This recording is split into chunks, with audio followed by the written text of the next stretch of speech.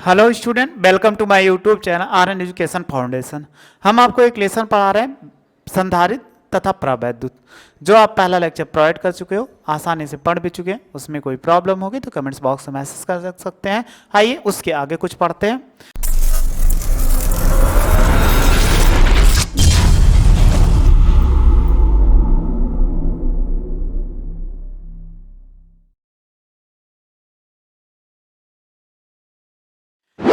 अब ये लेसन में हमें जो पढ़ रहे थे बहुत आसान सा लेसन है, लेकिन आपको समझना भी पड़ेगा। क्वेश्चन यहाँ भी पूछा जाता है। पीछे हमने पढ़ा था, इसका मात्रक नहीं पढ़ पाए थे। डिफिनेशन हमने वैद्युतधारिता का अच्छे से पढ़ लिया था और मात्रक नहीं पढ़ पाए थे और बीमा नहीं पढ़ पाए थे।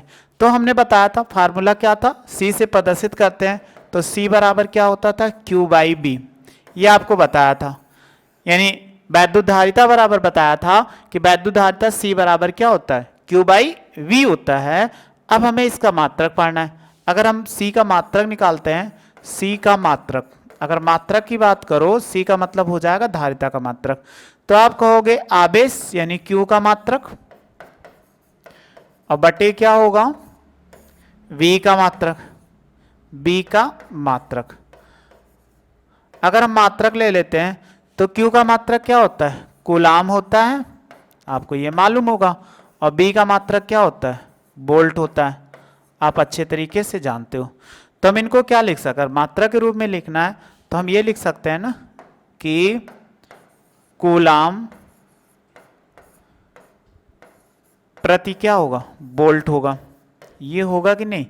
लेकिन इसको और आसानी से याद करने के लिए, यानी इसका मात्रक कूलाम प्रति बोल्ट होता है और कूलाम प्रति बोल्ट को ही क्या बोलते हैं, फैरेड बोलते हैं। तो इनको हम लिख सकते हैं एक फैरेड, एक फैरेड बराबर एक कूलाम प्रति बोल्ट। यानी अगर आपसे पूछा जाए कि संधारित्र धारिता का मात्रक क्या होगा तो आप फैरेड भी बता सकते हो, एक कूलाम प्रति बोल्ट बता सकते हो, दोनों आसानी से बता सकते हो। तो आप सबसे ज्यादा जो प्रचलित है वो क्या है, फैरेड है। तो अगर इसमें आपसे मिल जाए, फैरेड को हम ऐसे भी लिख सकते हैं, अगर सिंबल में लिख दें तो 1F बराबर होता है 1C और बाई क्या होगा, बी। बी का मतलब क्या होगा, बोल्ट होगा, जो आसानी से आप लिख सकते हो। अब आपसे ऐसे इसमें कहा जाए कि एक माइक्रोफैरेड, आपसे छोटे मात्रक पूछा जाए, एक माइक्रोफैरेड, एक माइक्रोफैरेड, तो एक माइक्रोफैरेड बराबर क्या होगा, लिख सकते हैं। माइक्रो का मतलब आपको बताया था 10 की पावर 6 फैरेड हो जाएगा। और अगला बताइए, ऐसे लिख दे एक पिकोफैरेड, पिको फैरेड। तो पिको फैरेड बराबर कितना होता है, 10 की पावर -12 फैरेड। और नैनो फैरेड बोल दिया जाए तो कितना होगा, इसे एफ से लिखते हैं, याद रखना एफ भी प्रयोग किया जाता है। एक नैनो फैरेड, नैनो फैरेड, एक नैनो फैरेड बराबर कितना होगा, 10 की पावर -9 फैरेड। यह आप आसानी से पढ़ सकते हैं। अब आपसे पूछा जाए एक फैरेड से आप क्या समझते हैं, या एक फैरेड क्या है, तो इसकी मात्रक था, ये तो जरूर कहोगे। एक फैरेड यानी फैरेड क्या है, तो कहोगे फैरेड जो है वो वैद्युतधारिता का मात्रक है। लेकिन इसकी परिभाषा बताओ। तो अगर हम फैरेड की परिभाषा बनाते हैं तो कैसे बनेगी उसको देखते हैं, क्योंकि हमारे पास ये हो गया। अब इसकी परिभाषा देखते हैं तो परिभाषा क्या हो जाएगा, अगर फैरेड की परिभाषा, तो देखो, यदि किसी चालक को, इसमें लिख रहे हैं यदि किसी चालक को कितना, एक कूलाम, यहां पर मात्रा की परिभाषा तो एक मानते हैं, एक कूलाम आवेश देने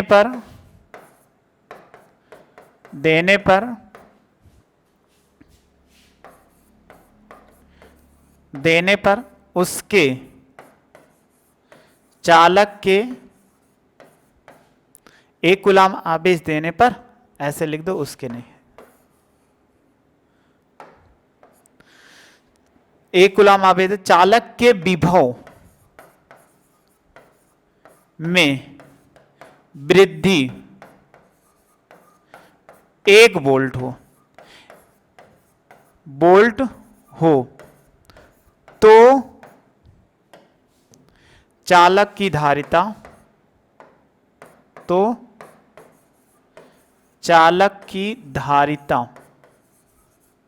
या वैद्युत धारिता, चालक की धारिता 1 फैरेड होगी। ऐसे किसी की परिभाषा हम क्या बना लेते हैं। मतलब यहां कहा गया एक किसी चालक को 1 कूलाम आवेश देने पर इसके विभव में 1 वोल्ट की वृद्धि हो रही है, तो वैद्युत चालक की धारिता होगी 1 फैरेड होगी। अब आप इसका स्क्रीनशॉट ले लो।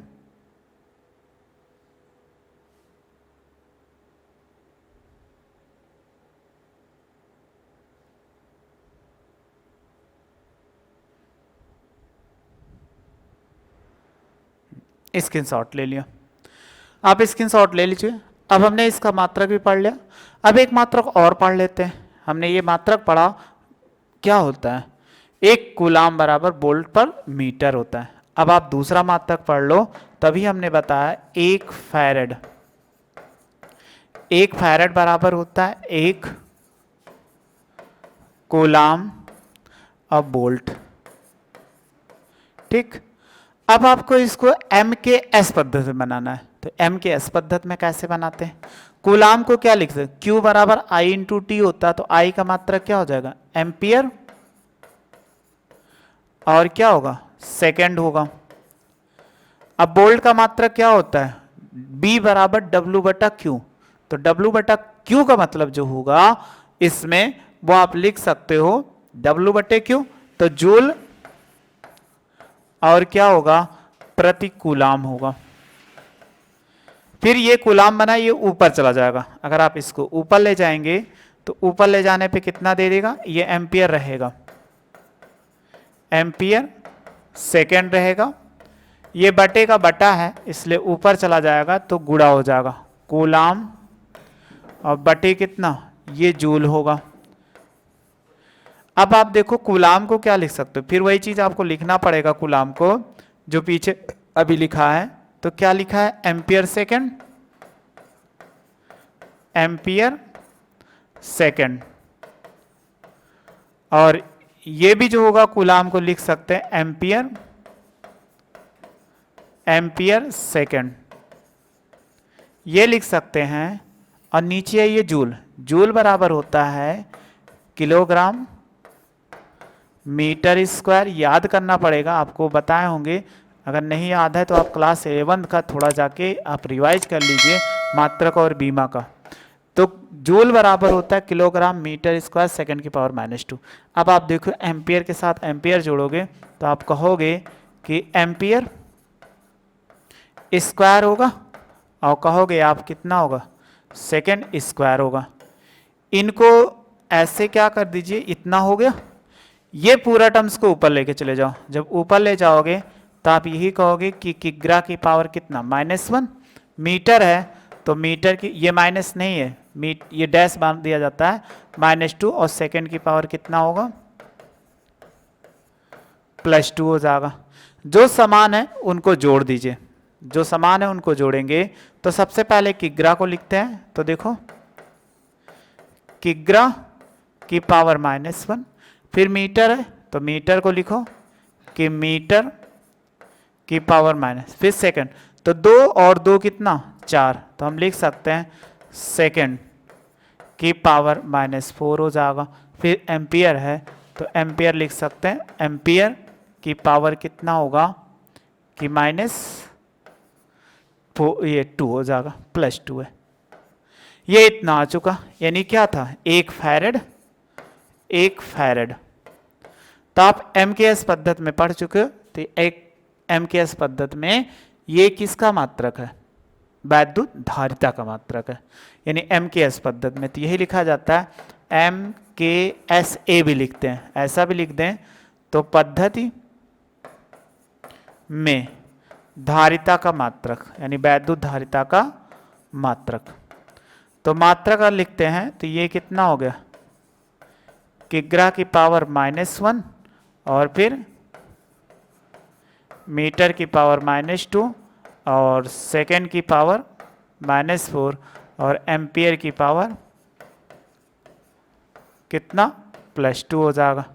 अब आप देखो इसको बात करें बीमा की, वैद्युत धारिता की बीमा कितना होगी, वैद्युत धारिता की बीमा, अगर हम बीमा की बात करते हैं तो बीमा कितना होगा, सेम m लिखा हुआ द्रव्यमास के लिए क्या लिखते हैं m, किलोग्राम के लिए -1 और मीटर के लिए क्या लिखते हैं l, यानी लेंथ हो जाएगा -2, समय, एक चीज समय देखो +4 हो रही है क्योंकि 2 था 2 4 हुआ, गलती से माइनस हो गया, ये 4 हुआ तो आप क्या लिख सकते हो समय का टाइम, तो टाइम की पावर कितना 4 हो जाएगा और एम्पियर है, एम्पियर का a की पावर 2 होगा यानी A2 हो जाएगा। तो ये किसकी क्या हो जाएगी, बीमा हो जाएगी, जो आप आसानी से समझ चुके हो और लिख भी चुके होंगे। अगर नहीं लिखे होंगे तो आप स्क्रीनशॉट ले लो, क्योंकि अगर हम पढ़ा रहे हो तो आप ये ध्यान दीजिएगा कि नोट्स बना लो तो सबसे अच्छी बात होगी अपने साथ, अगर बना हुआ है तो आप देख से रिवाइज करते हुए जाओ, स्क्रीनशॉट आप अच्छे समझते हो जाओ, नोट्स बनाओगे नहीं बनाओगे बस आप समझते जाओगे, नोट्स बना लोगे तो आपको पेपर में बहुत अच्छा काम करे। एक बार शॉर्ट नोट देख के जाओ और तुरंत अपना नंबर अच्छे से प्राप्त कर लो। स्क्रीनशॉट आपने ले लिया तो बस इतने ही था इस पे निकालने के लिए। एक तरीका और बीमा निकालने का, वो भी मन के सीख लो, अगर आप सीखना चाहते हो तो हम सिखा देते हैं। हमें क्या निकालना था, सी की बीमा, सी की बीमा, तो आप पढ़े थे क्यू की बीमा, पढ़े थे कि नहीं, हमने दूसरा भी मात्रक से बताया, और बटे क्या बी की बीमा, आपको क्यू की बीमा याद होगी बट बी की बीमा नहीं याद होगी, तो हम लिख देंगे क्यू की बीमा और बटे हो जाएगा बी बराबर क्या होता है, पढ़े थे ना अभी पीछे, डब्ल्यू बटे क्यू, तो आप क्या लिख सकते हो डब्ल्यू बटे क्यू की बीमा, ये तो लिख सकते हो ना, तो इसको लिख दिया। देखो हर का हर है क्यू, तो ये ऊपर चला जाएगा, तो हम ऊपर जाने पर इसको क्या लिख सकते हैं, ये ऊपर जा गया यहाँ पे, तो आप क्यू स्क्वायर की बीमा लिख सकते हो ना। हम क्या लिख सकते हैं क्यू से, तो ये कितना क्यू स्क्वायर की बीमा, क्यू स्क्वायर की बीमा होगी और बटे कितना डब्ल्यू की बीमा। अब क्यू की बीमा क्या होता है लिख दे रहे हैं अभी हम साफ साफ, आपको दिख जाए तो क्यू की बीमा क्या होता है, आप यही कहोगे टी ए होता है, बट इसके ऊपर स्क्वायर है इसलिए स्क्वायर लगा दीजिए। और इनकी बीमा क्या होती है डब्ल्यू का एम एल टू टी -2 होता है, इसको ऊपर लेके जाओ इनको गुणा करा दो, तो ये हो जाएगा T2 और A2 हो जाएगा। जब ऊपर ले जाते हैं तो आप जानते हो पावर चेंज हो जाती है, नेगेटिव है तो पॉजिटिव, m की पावर -1 l -2 और t कितना हो जाएगा 2 हो जाएगा।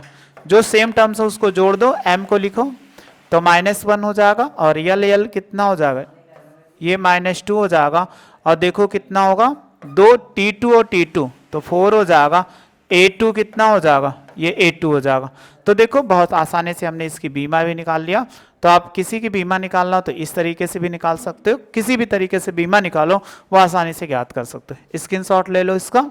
और अगर हमें MKS पद्धति में मात्रक निकालना हुआ, MKS पद्धति में मात्रक, पद्धति में मात्रक, अगर हम मात्रक की बात करते हैं तो देखो m है, m का मतलब मास, तो मास का क्या होगा किग्रा, पावर जो लिखा है वो कम नहीं करना है, l का मतलब लेंथ होता है, तो लेंथ यानी इसकी हिंदी बोलेंगे तो मीटर हो जाएगा, माइनस t का मतलब टाइम होता है, तो समय का मात्रक क्या होता है सेकंड होता है, इसलिए सेकंड, पावर जो लिखा है a का मतलब क्या होता है एम्पियर ही होता है, तो एम्पियर हम ऐसे क्या कर सकते हैं किसी की बीमा और मात्रक आसानी से ज्ञात कर सकते हैं। अब आप इसका स्क्रीनशॉट ले लो।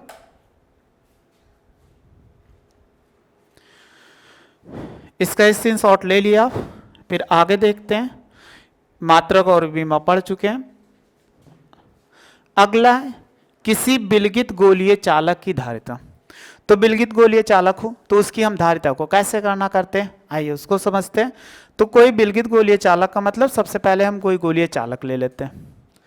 तो मान लीजिए ये कोई क्या है, कोई विलगित गोलीय चालक है, ये हमने मान लिया कोई विलगित गोलीय चालक है। और विलगित गोलीय चालक का मतलब इसके ऊपर आवेश जो होगा एक समान रूप से वितरित, यानी कोई ऐसा गोलीय चालक हो जिसके ऊपर आवेश जो एक समान रूप से वितरित हो, तो उसी को हम क्या बोलते हैं, विलगित गोलीय चालक बोलते हैं। अब अगर मान ले इसमें, तो अगर आप इसको ऐसे खींचोगे तो ये लाइनें चली जाएंगी, इससे भी आप खींचोगे तो यहाँ पे ये चला जाएगा, आवेश होगा। और कोई भी, क्योंकि आपको बताया था समविभव पृष्ठ पढ़ाए थे तो आप अच्छे से पढ़े भी हो, उसमें कोई प्रॉब्लम नहीं होगी कि समविभव पृष्ठ आप नहीं पढ़े होंगे।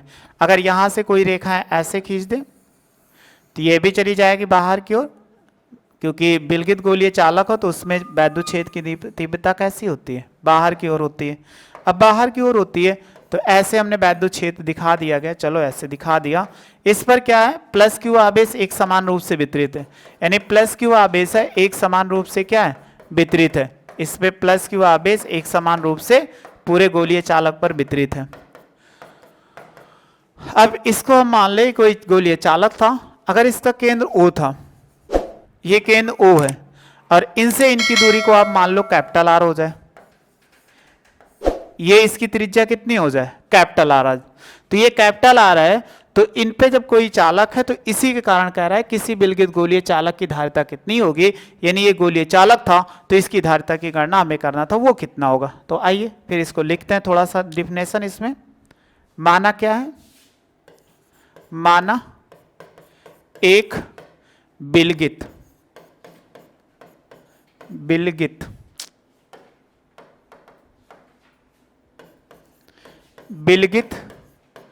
गोलीय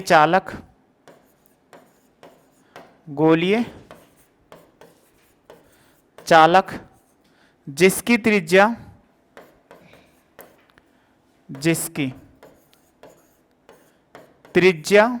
क्या है, कैपिटल R है, यानी इसकी त्रिज्या क्या है, कैपिटल R है, और प्लस क्यू आवेश इसके पृष्ठ पर वितरित है। वितरित का मतलब आप जानते हो कि बटा है, वितरित है तथा किसी ऐसे माध्यम में स्थित है, तथा किसी ऐसे माध्यम में स्थित है जिसका प्रावैद्युतांक क्या है, कैपिटल K है। अब प्रावैद्युतांक का मतलब आप जान सकते हो, ये किसी में कांच में रखा हो या इनके चारों तरफ कांच में रख दिया जाए इनको आवेश को, या मोम या कोई कागज ऐसा प्रयोग कर दिया जाए, तो यहां पर तो अगर हम निकालते हैं ये त्रिज्या R है, तो R के कारण इस पे देखो यहां पर अगर विभव निकालोगे तो कितना हो जाएगा, यानी इस पर विभव निकालते हैं तो विभव की गणना करेंगे तो विभव बराबर कितना हो जाए, क्योंकि हमें विभव की गणना करना है, तो गोलीय चालक के पृष्ठ पर वैद्युत विभव, एक सेकेंड, तो निकालिए इसमें गोलीय चालक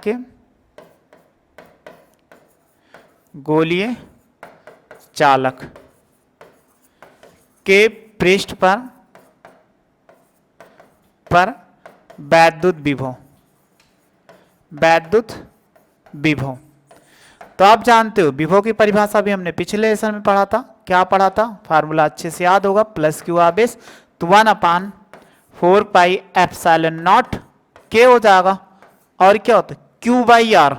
तो यहां से इसकी त्रिज्या R है तो हम प्लस क्यू आवेश वितरित है, और बाई कितना R हो गया। इतना आसानी से आपको समझ में आ चुका। वैद्युत विभव की परिभाषा से देखते हैं तो क्या कहता है कि वैद्युत विभव नहीं, वैद्युत धारिता की परिभाषा क्या कहता है, परिभाषा से गोलीय चालक की धारिता निकालो तो कितना आ जाएगा, परिभाषा से गोलीय चालक की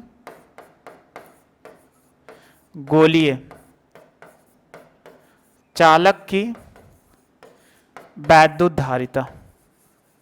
अगर हम वैद्युत धारिता निकालते हैं तो देखो कितना हो जाएगा, जब वैद्युत धारिता की गणना करेंगे C बराबर Q/, कितना हो जाएगा B हो जाएगा।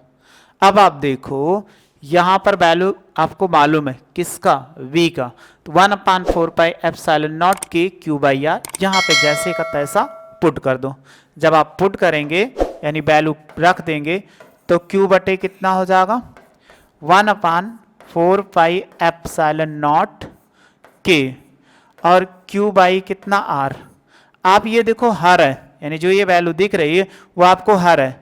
अब हर में देखो ये अंश में है, यानी ऊपर वाली वैल्यू अंश में है, ये क्यू क्यू कट जाएगा, ये मेन बटा है, बटे का बटा है। जब इसको ऊपर करेंगे यानी आगे सॉल्व करेंगे तो नीचे वाली वैल्यू जो होगी ऊपर चली जाएगी। तो C बराबर हम लिख सकते हैं कि 4πε0 के R, ये इतना हो जाएगा किसी चालक की धारिता। तो अभी आपको बताए थे इसका मात्रक क्या होता है, फैराड होता है। तो ये किसी चालक की विलगित गोलीय चालक होगी, उसकी धारिता होगी 4πε0 के इंटू कितना हो जाएगा R हो जाएगा, जो हमें ज्ञात करना था।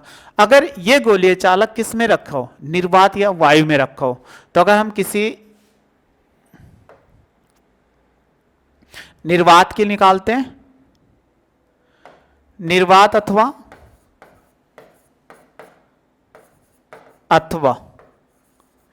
वायु के लिए चालक की वैद्युत धारिता, अगर इसकी धारिता निकालो तो हम चालक के लिए लिखते हैं C0। तो आप जानते हो K बराबर कितना होता है, K बराबर 1 होता है। तो अगर हम रखेंगे तो K बराबर कितना ले लेते हैं, 1 ले लेते हैं। तो यहाँ पर वैल्यू रखो। एक चीज और याद रखना, इसको C0 से लिखते हैं। चालक की धारिता निकालते हैं, माध्यम के लिए K लिखते हैं, लेकिन किसी प्रावैद्युत पदार्थ हो ना हो, अर्थात निर्वात अथवा वायु के लिए निकालते हैं, तो K की वैल्यू 1 हो जाएगी। तो वैल्यू पुट करेंगे 4πε0 इंटू कितना होगा R हो जाएगा। इसका मात्रक क्या होता है, फैराड होता है। अगर आप दोनों का अनुपात निकाल लो, मतलब ये हो जाएगा और ये दोनों हो जाए, अगर इन दोनों का अनुपात निकालो तो कितना आएगा। जब आप अनुपात निकालोगे तो देखो फर्स्ट बटा क्या कर दें सेकंड, यानी हम निकालें फर्स्ट बटा सेकंड। जब फर्स्ट बटा सेकंड निकालते हैं तो ये था C बराबर, यानी C बटे C0। ऊपर देखो कितना लिखा हुआ है 4πε0 के इंटू R हो जाएगा, और इसकी वैल्यू थी 4πε0 इंटू R। ये इससे कट गया, R से R कट गया। तो आप देखो C बाई C0 बराबर K हो जाएगा, या हम ऐसे भी लिख सकते हैं, इनको अगर गुणा करा दें तो C बराबर K C0। तो आपसे पूछा जाए कि अगर कोई चालक है तो चालक के बीच में कोई प्रावैद्युत पदार्थ रख दिया जाए तो क्या चालक की वैद्युत धारिता बढ़ जाएगी, तो कहोगे हाँ। क्यों, क्योंकि यहां पर K है तो निर्वात में C0 था। अब C0 क्या होता है, K का इसका गुना हो जाएगा तो उसकी धारिता बढ़ जाएगी। जब कोई भी पदार्थ रखा जाएगा तो K का मान सदैव क्या होगा, 1 से बड़ा होगा। अगर 1 से छोटा होता तब तो छोटा हो जाता, लेकिन वो वैल्यू क्या होगी, सदैव K का मान 1 से बड़ा होता है। इसलिए कोई भी पदार्थ में रखने पर किसी गोलीय चालक को, यानी प्रावैद्युत पदार्थ में, तो उसकी धारिता बढ़ जाएगी। अब आपसे पूछा जाए प्रावैद्युत से आप क्या समझते हो, तो प्रावैद्युत से आप क्या समझते हो, तो एक परिभाषा आप यहीं से निकाल लो, यहां से परिभाषा आप बना सकते हो। देखो क्या है कि प्रावैद्युत में किसी चालक की वैद्युत धारिता तथा निर्वात में किसी चालक की वैद्युत धारिता के अनुपात को प्रावैद्युतांक कहते हैं। चलो हम परिभाषा बना देते हैं, क्योंकि इसकी परिभाषा अभी कभी नहीं बताए, तो हम बता देते हैं, यहां से पढ़ लो। प्रावैद्युत एग्जाम्पल आप जानते हो, तो देखो प्रावैद्युत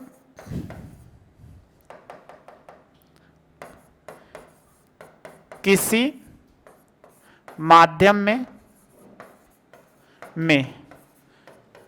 चालक की वैद्युत धारिता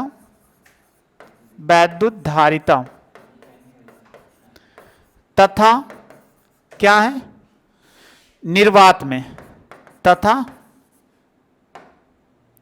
निर्वात में चालक की वैद्युत धारिता का अनुपात, या के अनुपात लिखो, के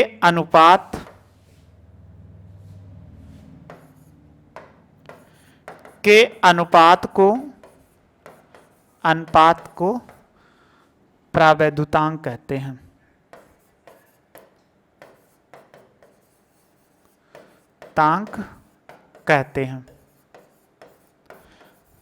यानी कोई प्रावैद्युत पदार्थ यूज कर दिया गया तो उसमें इसको बोलते हैं कि प्रावैद्युतांक। ये इसकी डिफिनेशन हो जाएगी जो आपको समझ में आ चुका, लेकिन डिफिनेशन कभी पूछा नहीं जाता, बस आप फार्मूले को रट लीजिए। यानी ये जो है कहीं न्यूमेरिकल मिलेगा उसको सॉल्व कर लेना। आइए इसके स्क्रीनशॉट ले लो, बस इतने ही था इसमें, बहुत ज़्यादा नहीं आपको पढ़ना था कि बहुत ज़्यादा मेहनत करना था। स्क्रीनशॉट ले लो आप।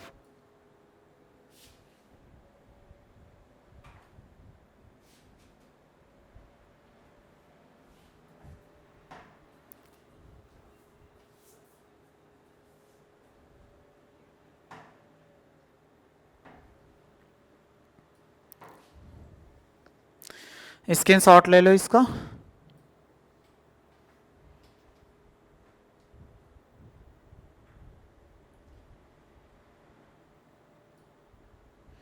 इसका भी आप ले चुके होंगे।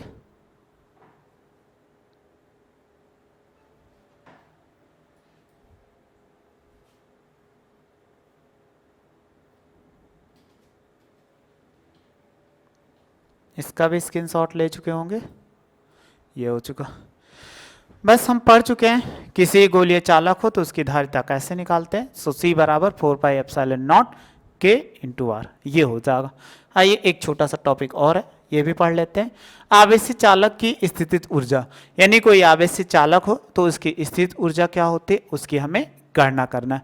तो आप जानते हो स्थित ऊर्जा की गणना के लिए तो एक चीज होता है, किसी चालक को आवेश दिया जाए तो आवेश देने पर वो क्या होता है कि कार्य, यानी अभी आप पढ़े थे वैद्युत विभव, तो जब किसी आवेश को क्या एक स्थान से दूसरे स्थान तक ले जाया जाता है तो उसमें कार्य होता है, तो कार्य स्थित ऊर्जा के रूप में संचित हो जाती है। सेम इसी प्रकार है, जब किसी चालक को हम आवेश देते हैं तो आवेश को देने पर उसके विभव में वृद्धि होती है। जब विभव में वृद्धि होती है तो उसके द्वारा कुछ कार्य हो जाता है, क्योंकि आपने पढ़ा था W बराबर Q × B। तो अगर हम मान ले कोई चालक हो तो सीधा हमें पढ़ना है कि आवेशित चालक की स्थित ऊर्जा, तो बहुत छोटा सा टॉपिक है लेकिन आप पढ़ लो। तो मान लिया जाए, माना किसी चालक को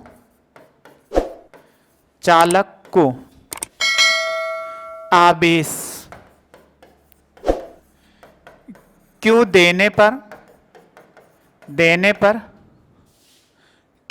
पर उसका विभव शून्य, ये शून्य लिखा हुआ है, शून्य से बढ़कर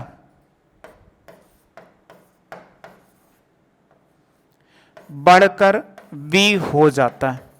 मतलब कोई चालक था वो आवेशित नहीं था, जब आवेश दोगे, आवेश नहीं था तो विभव क्या होता है, शून्य होता है। लेकिन जैसे आवेश दोगे तो धीरे धीरे, हम इकट्ठा आवेश नहीं दे सकते, तो आपको किसी चालक के द्वारा तो धीरे धीरे आवेश दिया जाता है, तो धीरे धीरे वो बढ़ते बढ़ते यानी अंतिम B तक चला गया। तो अगर इनका औसत विभव निकालो तो कितना हो जाएगा, चालक का औसत विभव, चालक का औसत विभव। तो औसत विभव बराबर होता है कुल पदों का योग बटे कुल पदों की संख्या। लेकिन एक शॉर्ट ट्रिक होती है, आवेश इसको थोड़ा थोड़ा करके समान आवेश दिया गया होता है, तो प्रारंभिक और अंतिम को जोड़ लो तो 0 + B/2 अर्थात कितना हो जाएगा, B/2। ये विभव हो गया। तो अगर विभव हो गया तो इसको कितना कार्य होगा, इसका हमें गणना करना है कि कितना कार्य होगा। तो अगर हम कार्य निकालते हैं, आवेश को देने में किया गया कार्य, यानी चालक को औसत विभव, चालक को आवेशित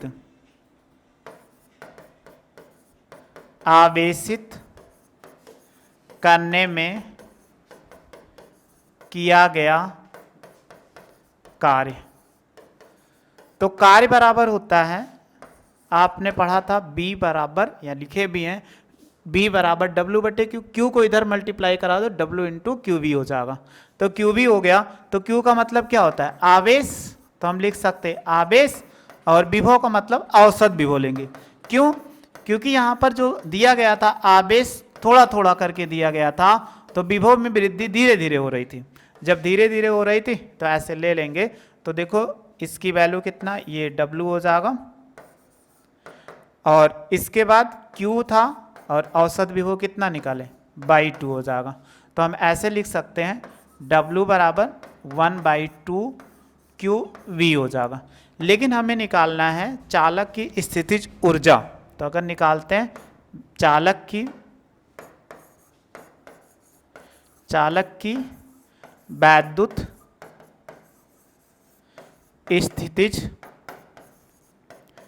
स्थितिज ऊर्जा। अगर ऊर्जा की बात करते हैं तो आप जानते हो कार्य जो होता है वो ऊर्जा के रूप में संचित हो जाता है। तो U बराबर W, तो आप वैल्यू पुट कर दो, U बराबर हो जाएगा 1/2 QB हो जाएगा। ये इतना हो जाएगा। QB का मतलब कैपिटल होगा, और इसका मात्रा क्या होता है, जूल होता है। आगे फिर हम जानते हैं, परंतु आपने पढ़ा होगा क्या, अभी पीछे पढ़ा था क्या, परंतु Q बराबर क्या होता है, CB होता है। Q बराबर CB। तो सबसे फेमस फार्मूला यही है जो बार बार पेपर में पूछता है प्रूव्ड करने के लिए। Q के स्थान पे CB रखो, और ये कितना B हो जाएगा, और आप मल्टीप्लाई करा देंगे।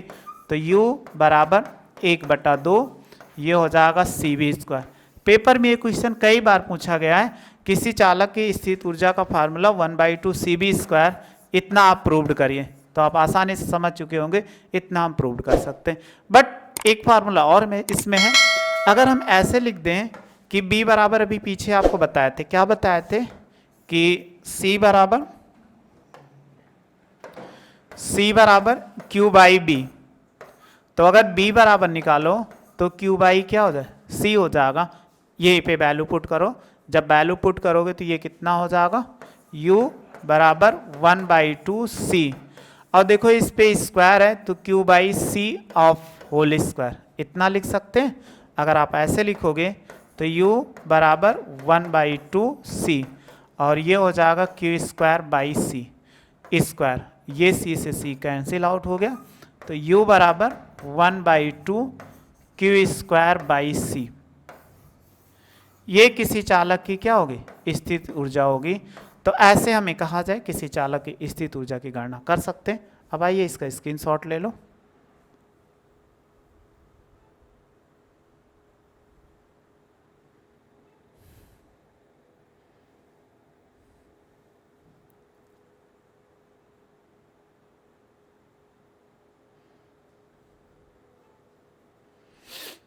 इतने था इसमें, यहाँ तक पढ़ते हैं, आगे नेक्स्ट वीडियो में पढ़ेंगे। वीडियो अच्छी लगी हो तो लाइक शेयर सब्सक्राइब करिए। वीडियो देखने का थैंक यू सो मच।